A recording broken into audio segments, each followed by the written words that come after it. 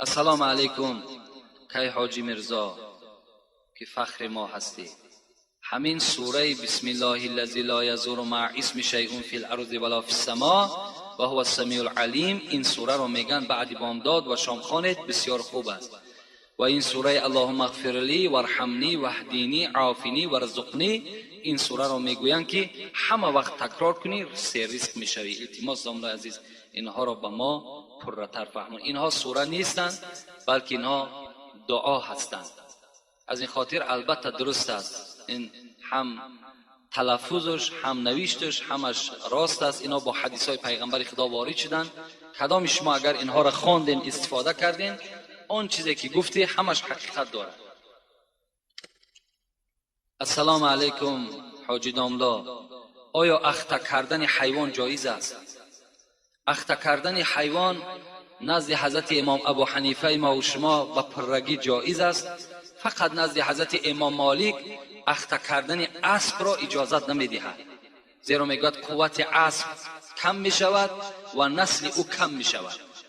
دیگر نزد هر چهار این ائمه اربعه، نزد یعنی چهار مذهب، اخته کردن حیوان به طریق اولاد جایز است. یگان غلط و یگان خطای ندارد. حتی که میگوید که حیوانی که اخته می شود، حضرت امام ابو حنیفه میگوید وای گوشتش سه روغن می شود و گوشتش با لذت می شود. یعنی همه حیوان برای انسان است. اخته کردن او در نظر ما و شما یگان کار قبیح نتاورد، زیرا همون حیوان های هستند همه اونا را خدا برای ما آفریده است. اختشان میکنیم، میده میکشیمشان، کلان میکشیمشان، این برای ما و شما هستند. همه اون نعمتی است که خداوند برای ما و شما آنها را خلق کردگی هست. حتی امروز ببین برای مردم دهقان همون اخته کردن همون بقه هایی که هسته چقدر یک خاصیت خوبی آورده است که بجای همین تکنیک های زیر زمان کار داده است. اگر او را اخته نکنن او هیچ وقت در دهقان خدمت نمیکنه. السلام علیکم اکای داملا، زن حامله دار وقتی که سر فرزند می رود یعنی وفات میکند، جایز است که کودک را از شکمش بریده گیریم؟ رحمت خدا بر شما. جایز است. وقتی که اگر میبینید که زن حامله دار از دنیا میگذرد، در حال شما میتوانید که شکم او را پاره کنین. البته برای این با متخصصا لازم است. پاره میکنن و کودک از شکم او میگیرند. در بعضی روایت ها میآیند که حضرت امام ابو حنیفه را پرسیدند ای امام، آیا یگان فتوای داده ای که در او پشیمان شده باشی؟ حضرت گفتم بله، یک فتوا دادگی هستم، لکن عاقبت همون فتوا را نمیدانم که چی شد. گفتن چی فتوا دادی؟ گفت بار یک شخص پرسید که یک زن حامله دار است، آیا اجازت میدهی که در حالت فوت او ما شکم او را پاره کنیم این فرزند گیریم؟ گفت بله. گفتن حضرت امام گفتن بله، شکم او را پاره کنیم فرزند گیریم. در همان گفت من در حیرت ماندم که حال همون طفل و حال همون مادر چی شد. این فرزند، این جوانی که میگه سوال کرد، گفتند امام گفتند این شبهه را از دلتان دور کنین که همون جوان من هستم که با فتوای شما از شکم مادر من صحت و سلامت برآمدم. یعنی مادر من در حالت نزع جان بود، از دنیا گذشت، مرا پاره کردن، از شکم او گرفتند. امروز یکی از عالم های برجسته هستند. السلام علیکم داملای عزیز، من یک خواهر اسلامی شما هستم. یک سوال دارم، آیا برای شوهر از رنگ و بار حاضر زمان استفاده کنی جایز است؟ یعنی کسمتیکا. یعنی یک خواهر اسلامی سوال کرده است که از کسمتیکای حاضر زمان بگیم، از همین داروهایی که لبها ده میشکن، چهره ها شونده میشکن، برای شوهرها استفاده کنیم جایز است؟ یعنی جایز است. اگر برای شوهر هر رنگ باری که زن خودش را میدهد، آرا و تارایی که میکند برای در دل شوهرش جایگیر شود، برای محبت شوهر برای او زیادتر شود، برای اون که شهوتی مثال مرد کشاده شود، هر رنگ باری که میکند اجازت است. لیکن من به این خواهرای عزیز و به تمام اون زنهایی که از ما و شماست توصیه ما چی هست؟ من میخواهم که در جای کسمتیک اخلاق خوب حمیده داشته باشند. در جای کسمتیک احترام شوهر را به جا بیارند. در جای کسمتی که وقتی که شوهر پاشه در همون پاگه خانه که مان با یک چهره خندان با یک قوقهای کشاده او شوهرها را پیشواز بگیرند. این بهترین رنگ بار است. باور که همین زنها هم به خود یک سیر دارند، مردها هم سیرشون همین است که وقتی زن او را پیشواز میگیرد، وقتی زن با او مهربانی میکند، این در دل شوهر البته به البته مهر بگیم دوستی نسبت همون زن خودش پیدا میشود. از این خاطر بهترین کسمتیکا، بهترین رنگ بار این است که شوهرها را احترام کنند. باور کنین همین کسمتیکای حاضر زمان همش خیمیه هست، چی در همون چهرش میمالد، چی در لبهاش میمالد، عاقبت باید زلال میدهد. امروز همون زنهای پیرانسالی که در جوانی استفاده کردن، اگر شما اهمیت داده باشین چهره های همونها دیگرگون است، چهره های همونها دیگرگون است. من از تمام خواهرها التماس دارم که چهره ها را به آب طهارت نورانی کنین، چهره ها را به نمازهای شب نورانی کنین، پیشانی را در زمین بمان در شب در ساعتی 3 و 4 خیز به سوی خدای خود زاره و تولا که در حق شوهر دعا که انشاءالله در چهره تو چی در دنیا و چی در آخرت یک نور روشن می شود که تمام این کسمتیکه های دنیایی همه چی هستند عاجز هستند.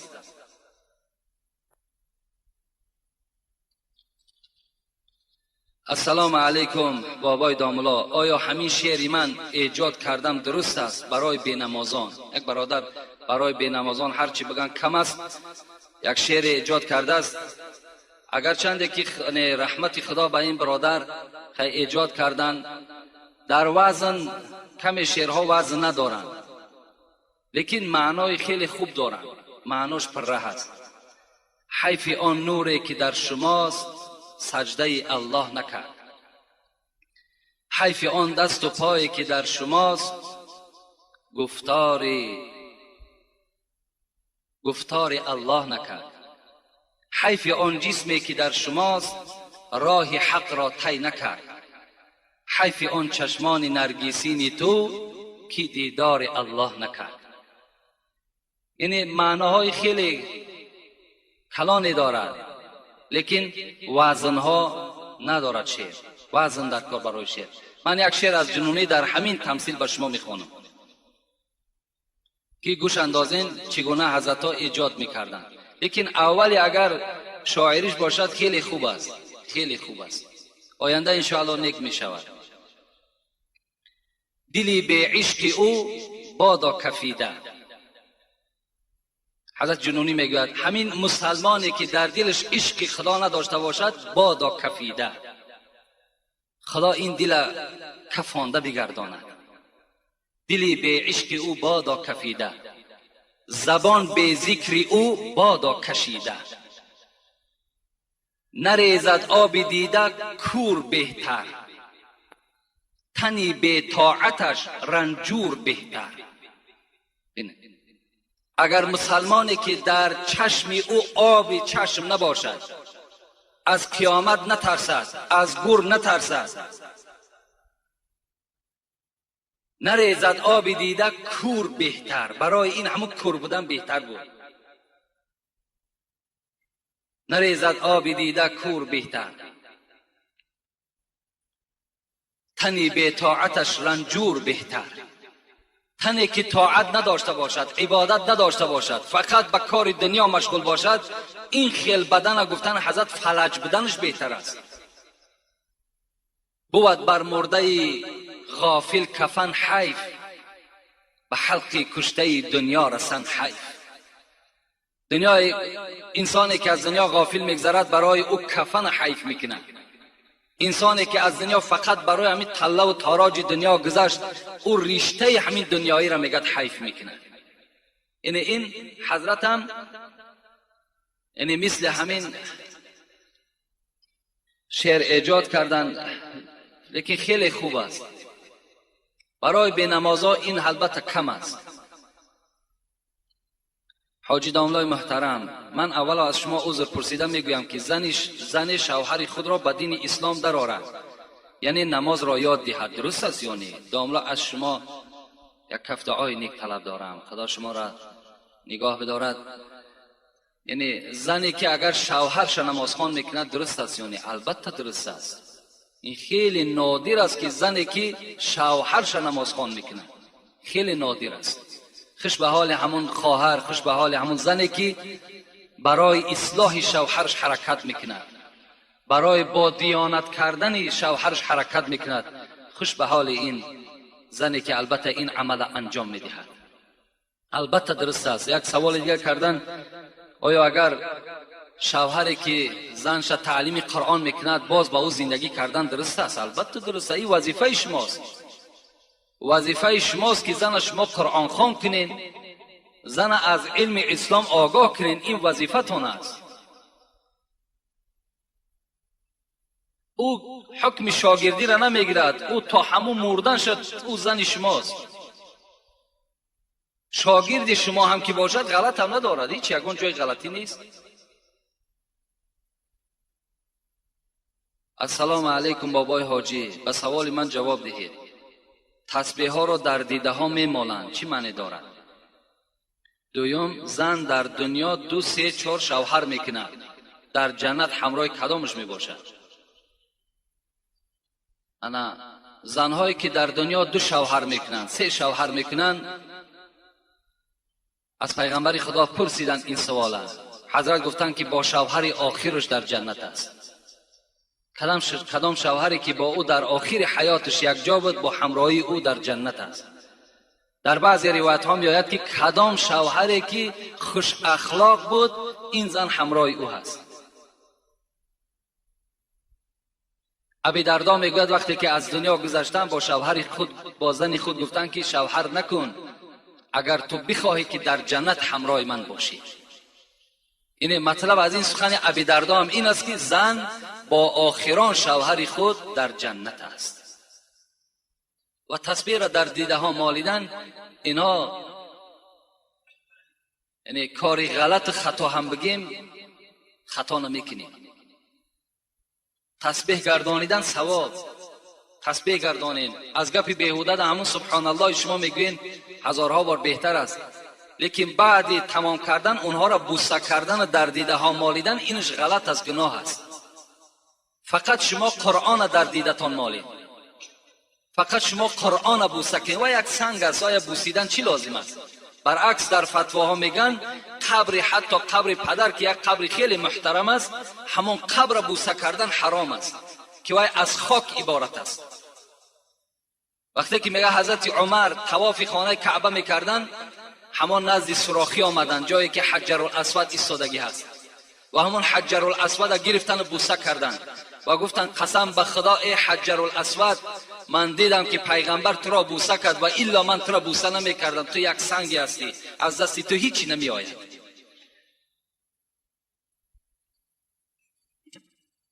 السلام علیکم آبای داملا، همین سوال ما را با پررگی جواب بدید. من بسیار در نماز غلط میکنم. اگر پس بخوانم، اگر نماز را کمکک بلند بخوانم خطا نمیکنم. یعنی نماز بلند خوانم غلط نمیکنم، پس بخوانم غلط میکنم. من دخترک هستم، میگن آواز دخترک سطر هست، من چی کار کنم؟ باز یک سوال دیگر. بابای داملا، من میخواهم که جنازه را پیش از نماز بخوانیم، برای آنی که بسیاری کسها در نماز جنازه اشتراک نمیکنند. خداوند این خواهر باز توفیقش زیاده بگرداند. یعنی همه وقت باید که جنازه های ما بعد نماز شوند، زیرا پیش از نماز جمعه وقتی ما جنازه میکنیم اکثر مردم جمعه را میپرتویند، از پس نماز جنازه میشوند. اینجا ده همشان گناهگار میشوند، زیرا فرض عین ماندگی مثال از پی یک فرض کفایه میشود. باید که جنازه البته به البته چی شود؟ بعد نماز شود. و سوالی که دادن آواز دخترک سطر هست، این غلط است. آواز دخترک سطر نیست. آواز دخترک سطر است در وقتی که در نزدش مردهای باشند که مثال محرم این نباشند، مردهای بیگانه باشند، این حالت در آواز زن سطر میگن. لیکن در نماز همه شما چی زن و چی مرد می توانیم 5 وقته نماز کدامش نباشد، چی بامداد چی پیشین.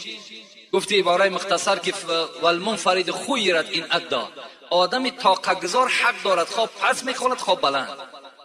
اگرچه نماز پیشین باید پس خوانده شود، عصر پس خوانده شود.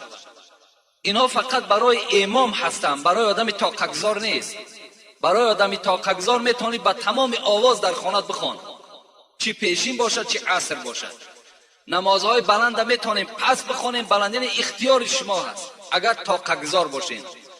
این بلند خواندن و پس خواندن فقط برای همون خطیب است، برای ملا است، برای امام است، برای شما نیست. همه تون میتونیم بلند میخوانیم پس میخوانید، این حق شما هست اگر در خانه نماز ده تنها گذار باشین. السلام علیکم داملای محترم حاجی مرزا. بعد از سلام خواهش میکنم که به این دو سوال من جواب بدهید. در ماه سفر لباست در تنت اگر بسوزد پوشیدن وی باز درست است یا نه؟ در ماه سفر نکاح کردن یا که توی کردن، یا زن اگر حامله دار شود، یا زنی که سری فرزند رود، با احترام یکی از مخلصان شما. ما اینقدر از ماه سفر میترسیم، اینقدر از خدا نمیترسیم. تمام در مردم ما و شما همون جاهلیت دوره عرب ها پیدا شده است. در دوره های جاهلیت هم کتاب تاریخ عرب ها را خواندم، تماشا کردم. اونها هم برای اونها روز نامبارک روز چهارشنبه بوده است. انا همون اثر جاهلیت اونها در ما و شما تاثیر کرده است. امروز بیماری را وقتی میگه روز چهارشنبه خبر گیره میگن نره که کسلش زیاد میشود. ببین این یک جاهلیت است. حالا که پیغمبر ما و شما میگه العائد فی المریض یمشی فی مخرفة الجنه، کسی که اگر بیمار خبرگیری میرود قدمهای او در باغ از باغهای جنت قدم زده ایستاده است.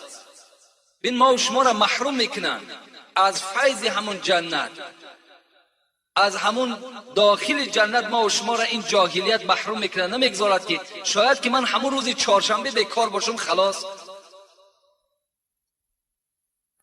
یا حضرت عایشه صدیقه میگوید که در دوره های جاهلیت ماه شوال بسیار ماه نامبارک بود برای مردم عرب، حالا که پیغمبر مرا در ماه شوال نکاح کرده گرفت.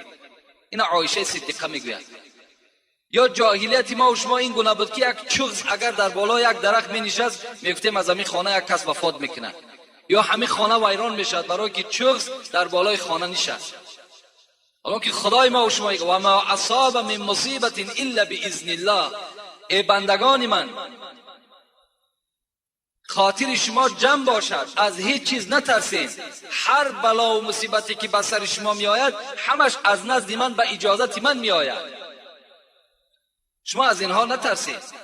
ماه سفر هم از طفیل اینهاست. ماه سفر یک ماه پرخیر، یک ماه پربرکات. فقط پیغمبر خدا را وفاتش در این ماه سفر است. برای این در این ماه، هر ماه برای ما و شما ماه مبارک است. از ماه سفر نترسید. حتی پیغمبر لا عدوى ولا طیرة ولا هامة ولا سفر فی الاسلام. ببین در اسلام ما از پرنده ها نترسین. گفت در اسلام از ماه سفر نترسین. هیچ بلا ندارد، هیچ مشقت ندارد. برای همین لباسی که در ماه سفر می سوزد پوشیدن او باکی ندارد، پوشیدن بگیر. یا توی کردن در ماه سفر، اگر همین تویهای سرخراجات و همین تویهایی که پر از حرام کرده های خدا هست در ماه سفر نه، در تمام کل سال برای ما و شما نادرست است. ماه سفر خالی نه.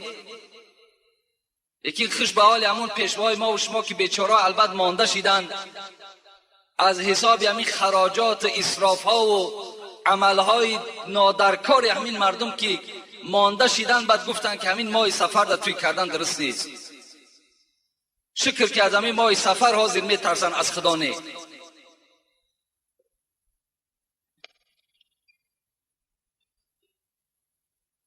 السلام علیکم داملای محترم. از شما خواهش میکنم که با سوال من جواب گردانید. پدر و مادر حضرت امام اعظم کی بود؟ اینا را ما گفتیم گذاشتیم. از آینه نیلگون نماز بامداد یا پیشین و غیر نمازگزاری را میخوانند. از قفا اینها نماز خواندن درست است یا نه؟ درست نیست. از بالای تلویزیون وقتی که شما یک نماز میبینین و با آنها اقتدا میکنین، نماز شما فاسد است، نماز شما درست نمیشود.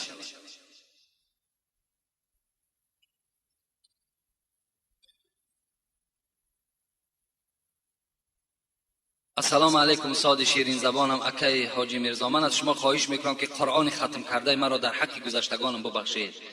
از شما خواهش میکنم که درباره امام حسین به ما صحبت میکردید. با احترام یکی از مخلصان دائمی شما، ان شاء الله به نزد من بیا بعد میبخشیمش در حق من اولاد اجداد. حالا که حق بخشیدن خود داری، ختمش کردی، 3 بار دیگه سوره اخلاص بخوان، در حق تمام گذشتگانت همان ختم کردگی تا ببخش، ان شاء الله ثواب میگیری. السلام علیکم داملای شیرین سخن. این سوالش. درود و رحمت خدا بر شما و خانواده شما. من یک سوال دارم، میخواهم جواب پره گیرم. آیا دلیل هایی که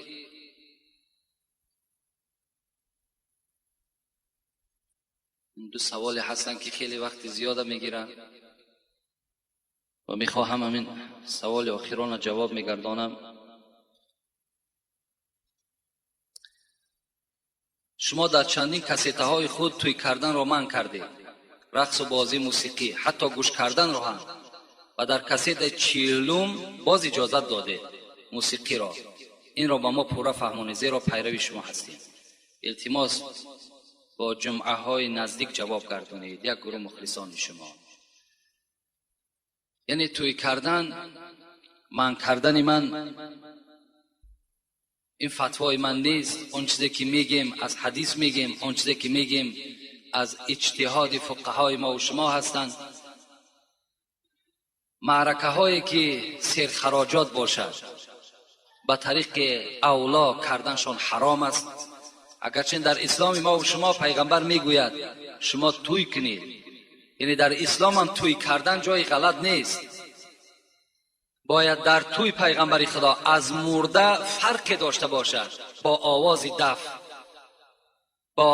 دف فرق داشته باشد.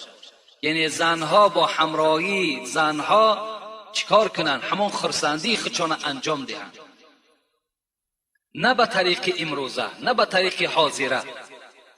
اگر با طریق حاضره ای که هست، نه یک من بلکه تمام داملاهای همین جمهوری را اگر سوال کنید، تمام کتابهای خدا را اگر شما پرسان کنید، شما در این معرکه هاتون گناهگار میشوید.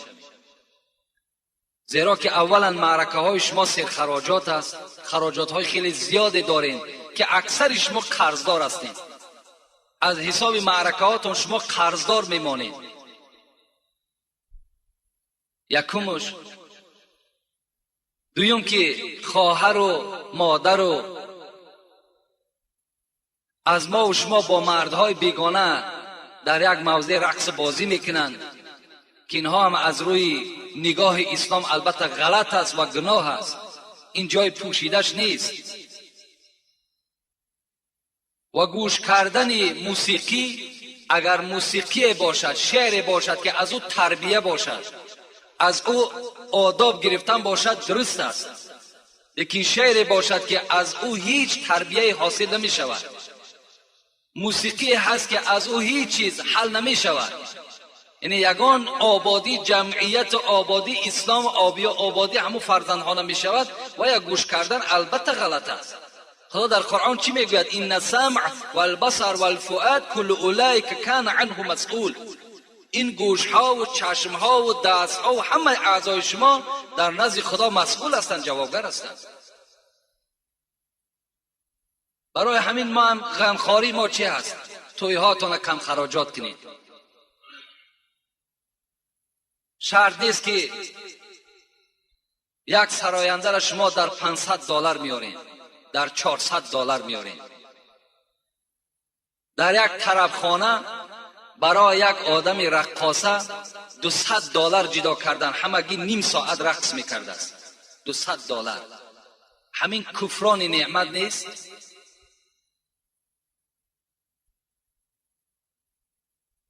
برای $200 را به دست آوردن چند قدر مهنت در کار، چند قدر مشقت در کار. این ما در دوشنبه در یک طربخانه آوازش آمد که $200 همگی نیم ساعت رقص میکرده است. خیلی رقاصه مشهور بوده است. اینا کار ما مثال مسلمان ها و اینا کار ما پیروای امام ابو حنیفه. آیا امام ابو حنیفه هم چنان کرده بود؟ تا حد امکان امروز اگر چند بعضی از داملا بیچارا اتفاق شدن که در روز همون رقص و بازیشون نکنن، یعنی جدا جدا در روز کنن لیکن در شب نکنن، گفتن که از همه فسادی ها همون شبها اجرا می شود. خداوند عاقبت همه ما و شما را به خیر بگرداند، مراد و مطلوب های همه ما و شما را خدای مهربان حاصل بگرداند و از جمیع آفت ها و بلاها خدای مهربان ما و شما را در حفظ و امانش نگه بدارد. شیر اسب حلال است. حتی در یک فتوای دارم به نام زیور جنتی، در همون زیور جنتی میگوید که شیر اسب حلال است، حتی که اگر اسب از دنیا هم گذشت بگیم هلاک شد، فوتید، در حالت همون فوتیدگیش هم که اگر در همون پیستان و شیر هم داشته باشد، شیر او را گرفته استفاده کنید، حلال است. و اگر گاو هم که از دنیا گذشت هلاک شد، در پیستان و شیر باشد، شیر او را جوشیده گیرین، شیر وای حلال است. در همین زیور جنتی فتوا هست. اگر کفن و قبر را بر وقت‌تر پیش از مرگ تیار کنی می شود یا نه؟ کفن شد درست است میگوید همین صاحب همین فتوا، پیشکی کفن تیار کردن جایز، لیکن قبر پیشکی کندنش ناجایز میگوید، مکروه هست میگوید.